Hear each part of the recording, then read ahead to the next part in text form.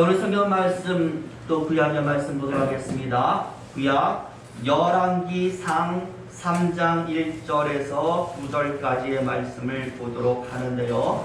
구약 성경 열왕기상 3장 1절에서 9절까지의 말씀을 우리가 가지고 계신 성경과 또 앞에 화면을 보시면서 한 절씩 들어가면서 읽도록 하겠습니다. 제가 먼저 3장 1절의 말씀을 읽어가도록 하겠습니다. 솔로몬이 애국왕 바로로 더불어 인연을 맺어 그 딸을 취하고 데려다가 다윗성에 두고 자기의 궁과 여호와의 전과 예루살렘 주의 성이 피력되기를 기다리랴. 그때까지 여호와의 이름을 위하여 전을 아직 건축하지 아니하였으므로 백성들이 산당에서 제사하며 솔로몬이 여호와를 사랑하고 그 붙인 다윗의 법도를 행하되 오히려 산당에서 제사하며 분향하더라. 이에 왕이 제사하러 기브온으로 가니 거기는 산당이 큽니다. 솔로몬이 그 안에 1,000번제를 드렸더니 기브온에서 밤에 여호와께서 솔로몬의 꿈에 나타나시니라. 하나님이 이루시되 내가 내게 무엇을 줄고 너는 구하라. 솔로몬이 이르되 주의 종 내 아비 다윗이 성실과 공의와 정직한 마음으로 주와 함께 주의 앞에서 행함으로 주께서 저에게 큰 은혜를 베푸시고 주께서 더 저를 위하여 이 큰 은혜를 예비하시고 오늘날과 같이 저희에게 안전한 아들을 저희에게 주셨나이다.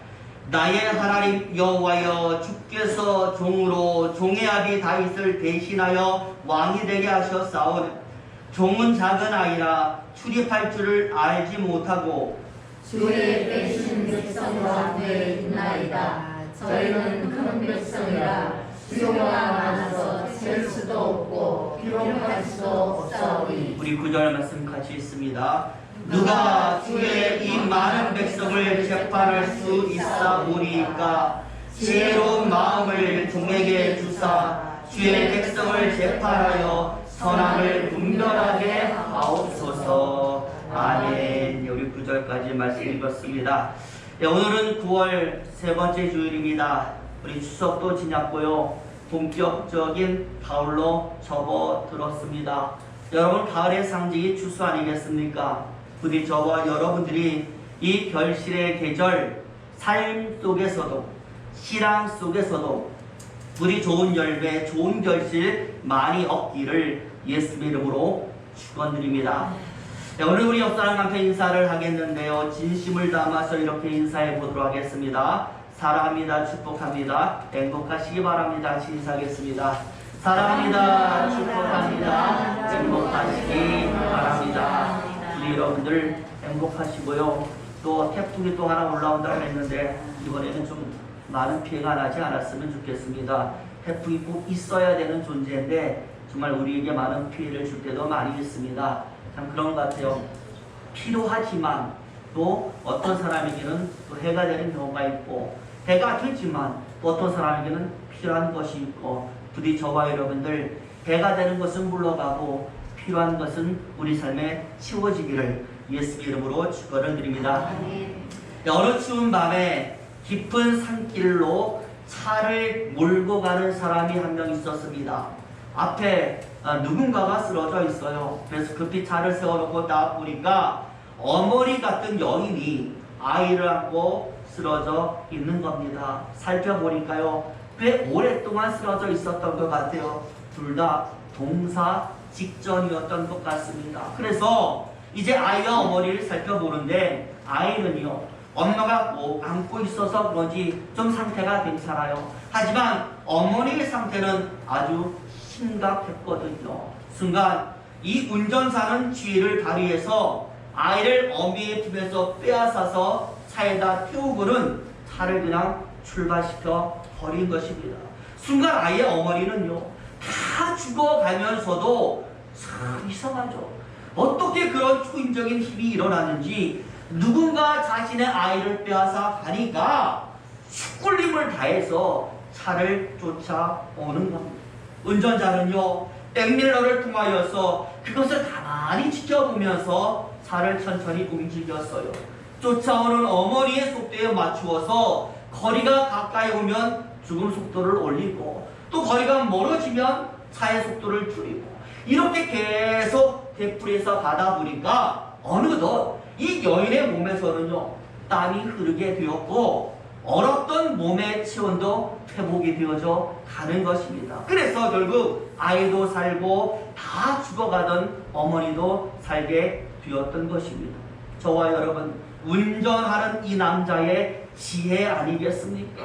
아이를 반드시 살려야겠다라는 어머니의 뜨거운 모정도 우리는 이 아이 이야기 속에서 살펴볼 수가 있지만, 아이도 살리고 그리고 어머니도 살리는 운전자의 지혜 또한 우리는 이 이야기 속에서 살펴볼 수가 있는 것입니다. 여러분, 그렇습니다. 지혜라는 건 두 글자밖에 안 되지만 참으로 우리에게 놀라운 삶의 능력을 주는 것이 바로 지혜가 아니겠습니까? 그래서 세상은요, 지혜로운 사람을 우대할 수밖에 없는 겁니다. 성경 역시 강력하게 우리에게 그래서 지혜를 권하고 있습니다. 이렇게 말하지 않습니까? 비둘기같이 너희는 순결하고 뱀같이 지혜로워라. 지혜는 하나님을 사랑하는 근본이니 너희가 지혜를 얻어야 된다라고 누누이 성경은 우리에게 말씀을 했습니다. 그렇게 볼 때 저와 여러분, 저는 오늘 성경 정말 우리에게 중요하다라고 생각을 합니다. 오늘 우리가 열왕기상이라고 하는 성경의 말씀을 읽었는데, 여러분 본문에 보니까 누가 등장하고 있습니까? 솔로몬이라고 하는 왕이 등장을 하고 있습니다. 그런데 이 솔로몬이 누구입니까? 라고 할 때 동서양을 막론하고 세상에서 가장 지혜로웠던 사람이라고 알려져 있는 사람이 바로 솔로몬 왕인 것입니다. 그러니 이 사람이 지혜를 가지게 된 계기, 그 장면이 오늘 본문에 나와 있는데 어떻게 우리에게 중요하지 않을 수가 있겠습니까? 게다가 오늘 이 말씀은요, 이 사람이 가진 지혜, 그 지혜의 정체가 나오고 있고, 그렇기 때문에 솔로몬처럼 이제 지혜를 가지고서 이 세상을 능력 있게 살기를 원하는 사람이라면 오늘 본문의 말씀을 주목해야 될 줄로 믿습니다. 그래서요, 여러분 오늘 말씀을 살펴보니까 솔로몬의 지혜는 세상의 지혜가 아니었습니다.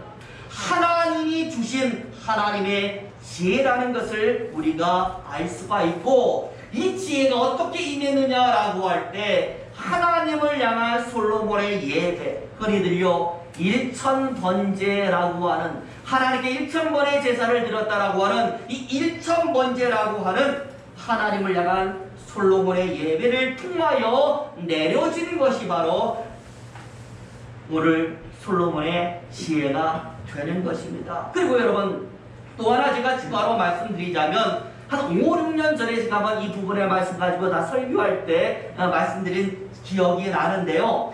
여러분, 하나님께서 솔로몬에게 지혜를 주신 또 하나의 다른 이유는요, 솔로몬이 지혜를 원했기 때문이기도 하지만 당시 참으로 약했던 솔로몬, 왕으로서 기반이 없었던 솔로몬, 그 솔로몬을 하나님께서 지지하고 있다, 내가 돕고 있다, 내가 세운 왕이다라는 것을 보여주기 위한 하나의 이유 또한 있다라는 것 성경에서 말씀을 하고 있습니다. 여러분, 왜냐하면 솔로몬이요, 다윗이 왕으로 다 이제 지명해서 왕으로 세워졌지만, 여러분 솔로몬이 왕으로 세워졌을 당시에 솔로몬에게는 지지하는 사람이 별로 없었어요. 모든 권력과 모든 사람의 지지는 거의 다 솔로몬의 형들이 다 가지고 있었던 겁니다. 그러다 보니 솔로몬이 왕이 됐지만 형들이 왕으로 인정하지 않으니까, 그리고 대발을 해서 내가 왕이고 솔로몬은 가짜라고 이렇게 반란을 일으키니까 이스라엘에게는요, 솔로몬이 왕이 아니라 다른 형들도 왕이 되는 이런 아주 복잡한 상황이 당시의 상황입니다. 나라는 하나인데 왕은 여러 명이 동장하는 그런 상황이 되었던 것입니다. 그러다 보니 백성들이 생각하기를, 야, 누가 이 땅의 왕이냐? 우리가 누구를 따라야 할까? 우리는 그래도 하나님의 백성이니까 하나님이 세우시는 왕을 따라야 되는데 과연 누가 하나님이 세운 왕이냐라는 그러한 생각들이 혼란들이 오게 되었던 겁니다. 바로 그때 여러분 뭐가 나타나요? 그 유명한 솔로몬의 재판이 나타나는 거예요. 한 아이를 가지고서 두 어머니가 나타나서 이 아이가 바로 내 아이입니다 라고 솔로몬에게 나타나는 재판이 나타나잖아요. 솔로몬이 그 재판을 통하여 누가 그 아이의 어머니인지를 딱 밝혀내니까 여러분 그때서야 그 사건을 보고 백성들이 야 하나님이 세운 왕은 솔로몬이야. 솔로몬은 지혜로와 하나님이 그와 함께 하셔라고 인정하며 그를 두려워했다라고 말씀을 하고 있습니다. 오늘 본문은 바로 이렇게 백성들도 인정하고 세상도 인정한 바로 이 지혜, 이 하나님의 지혜의 본질을 설명하고 있는 겁니다. 그래서요 그 본질이 무엇인가 봤더니 오늘 본문에 세 가지가 나와 있는데요. 부디 저와 여러분 그냥 듣지 마시고요. 야, 이 지혜가 하나님 나에게도 그대로 임하게 하옵소서라고 기도하는 마음으로 오늘 본문의 말씀을 같이 보도록 하겠습니다. 제일 먼저 여러분 솔로몬이 얻은 지혜는 하나님의 지혜로서 그 본질이 무엇이냐라고 할 때 마음이라는 두 글자가 등장하고 있습니다. 어디에 나와 있냐면 9절에 나오니 우리 9절 말씀 같이 한번 읽어보는데요. 9절 보여주시죠. 같이 있습니다. 시작.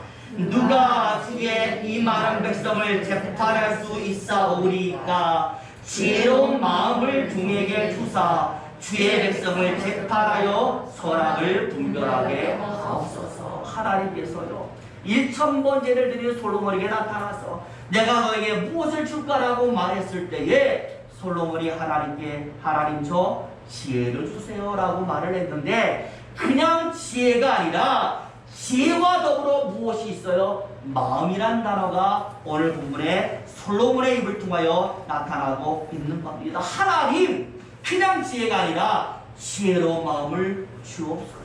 그런데 이 지혜로운 마음이 무엇일까 가만히 고민하다가 원어 성경을 뒤져보니까요 우리나라 말과는 완전히 다르더라고요. 뭐라고 나와 있느냐? 세마 레브이, 다시 말하면 듣는 마음이라고 되어 있어요.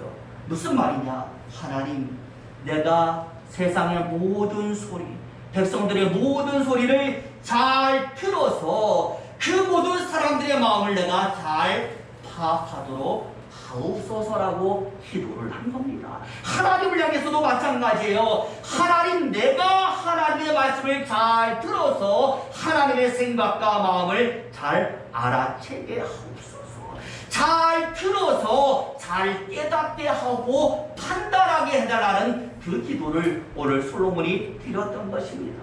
아까 말씀드렸던 여러분 솔로몬의 재판도 마찬가지 아니겠어요? 솔로몬이 재판을 통하여 아이가 누구의 아이인지를 알게 되었는데 그 재판에서 여러분 솔로몬이 어떻게 해서 그 아이가 누구의 아이인지를 알게 되었을까요? 오늘날처럼 유전자 검사를 통해서 아니면 과학적인 수사를 통해서 여기저기 탐문하고 수사해서 아니잖아요.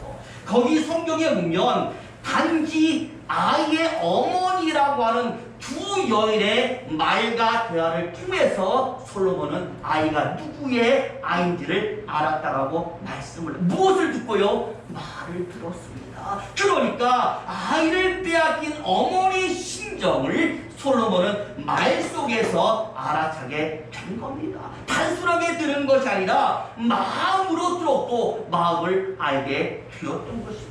게다가요 여러분 백성들이 이 재판을 보고 솔로몬을 두려워했다라고 했는데 이건 역시 무엇 때문이었을까라고 할 때에 솔로몬의 뛰어난 머리를 보고 두려웠다라고 성경은 말하지 않습니다. 무엇을 보고? 창녀까지도 품고 있는 솔로몬의 마음을 보고 두려워했다라고 말씀. 왜냐하면 여러분 이 재판의 상대가 누구예요? 창녀였고 그 아이의 어머니 또한 창녀였습니다. 그런데 이 창녀는요 세상에서 가장 인정받지 못한 사람 네 부류 중에 하나예요. 창녀와 고아와 과부, 세상에서 천시하고 멸시하는데 소위 권력의 최정점이라고 하는 왕이 솔로몬이 이런 창녀를 딱 내버리지 않고 관심을 가졌다라는 거예요. 그 문제를 딱 가지고 와서 풀어주는 겁니다. 적극적으로 관여해서 그 창녀가 어떤 이야기를 하게도 솔로몬은 들어주었다라는 겁니다. 그것을 보면서 사람들이 생각을 하는 겁니다. 창녀에게조차도 이렇게 솔로몬이 공정하고 확실한 나에게는 오죽하겠느냐 두려워하고 솔로몬을 인정하게 되었던 것입니다. 저와 여러분, 지혜는 다른 데 있는 것이 아닙니다. 세상의 수많은 소리를 제대로 듣던 사람이 바로 지혜가 있는 줄로 믿습니다.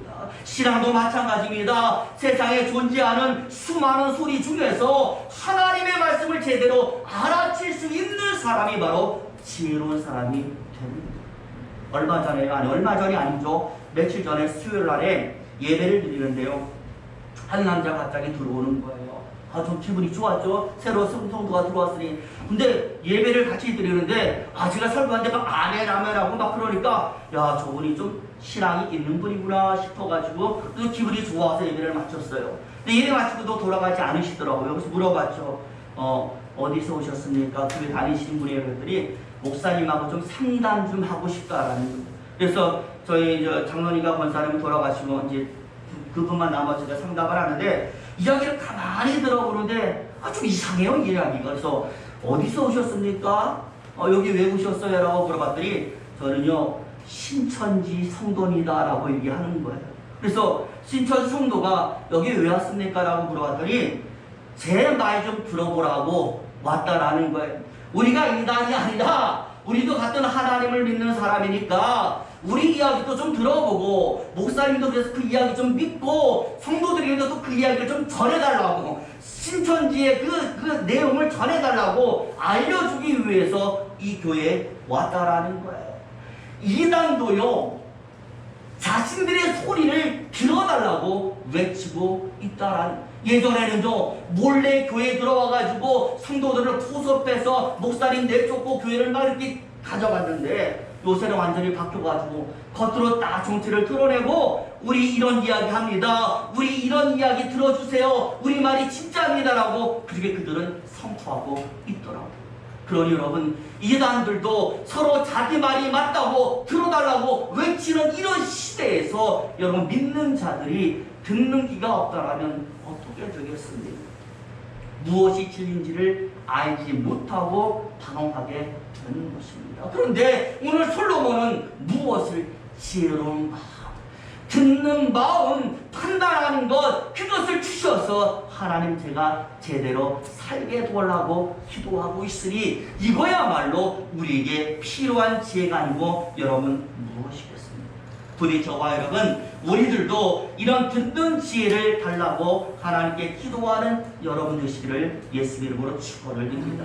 두 번째는 세움이라는 단어인데요. 일명 세워주는 지혜가 솔로몬이 아마 필요했던 것 같아요. 오늘 본문에서 보면 솔로몬이 말하지만 지혜를 이야기하면서 마음도 이야기하고 또 그 이유를 얘기할 때 백성들을 다스리기 위함입니다. 제대로 다스리기 위해서 하나님 저는 듣는 지혜, 지혜로운 마음이 필요하다라고 말했어요. 그래서 제가요, 날 다스린다는 것이 과연 무엇인가라고 또 찾아봤더니 성경에서는 다스린다는 말과 세운다라는 말을 같이 세우고 있어요. 다시 말하면 왕이 누구냐? 백성들을 다스리는 사람이고 다스리는 것이 무엇이냐라고 할 때 백성들을 제대로 된 하나님의 사람으로 세워주는 것이 바로 왕이다라고 말씀을 하는 거예요.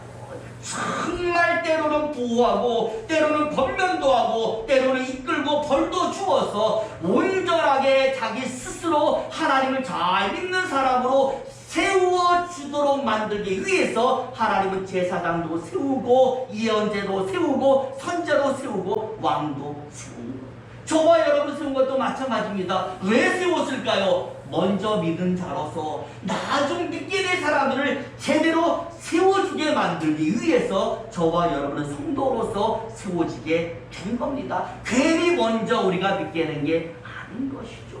마찬가지로 예수님께서 베드로에게 한 모든 행동도 마찬가지 아니겠어요? 솔직히요, 여러분 베드로는요 당시 사람들은 말하지만 참 볼품없는 사람이었고요. 무식했고 성만 잘 냈고 혈기만 많은 사람이었다고 얘기를 하고 있어요. 그런데 이런 베드로를 예수님이 함께 데리고 다니면서 품어가면서 실수해도 넘어져도 야단치지 않고 품어주고 칭찬하고 격려를 해주셨다라는, 계속 용기를 주면서 반석아 이런 반석으로 바꿔줬잖아요. 너는 반석이야, 괜찮아, 너 반석이 될 수 있어, 꼭 될 수 있어 라고 그렇게 말하며 세워줬더니 결국 베드로는 뭐가 됐어요?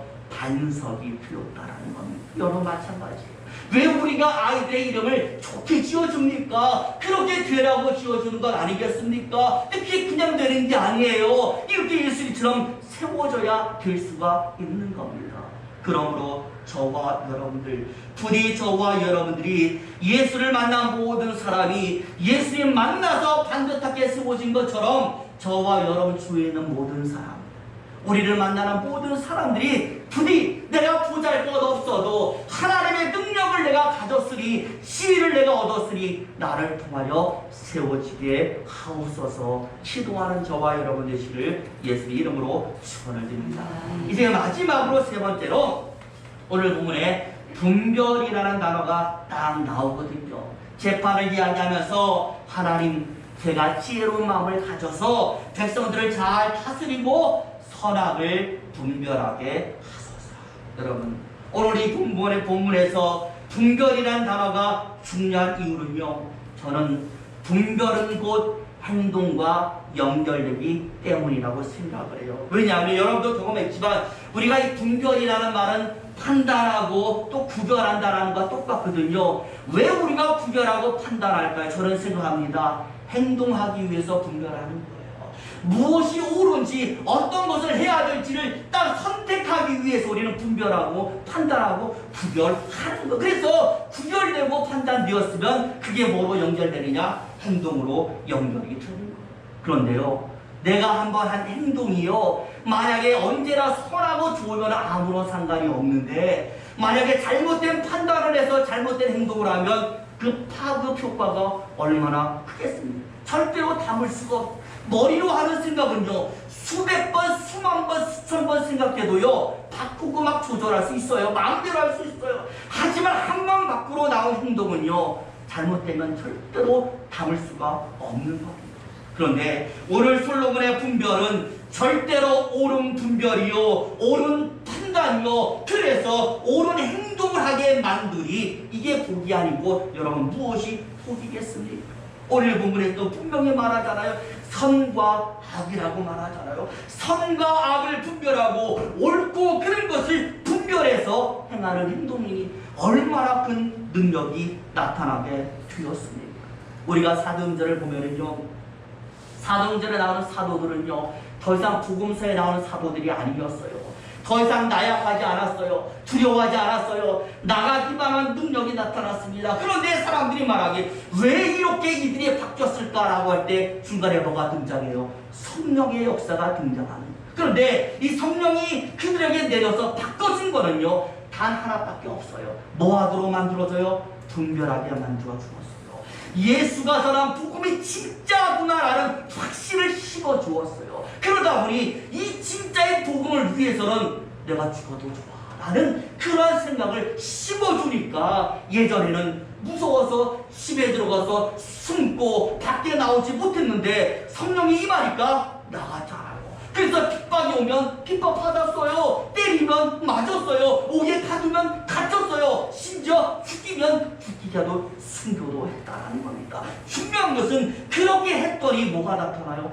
기적이 일어나게 된 거예요. 내가 옳다고 믿는 성령이 말하는 그 복음을 더 이상 두려워하지 않고 나가서 행동하니까 갇힌 옥에서 나오게 되고 또 병자도 일어나고 심지어 죽은 자도 살리는 놀라운 역사가 이루어지게 된 겁니다.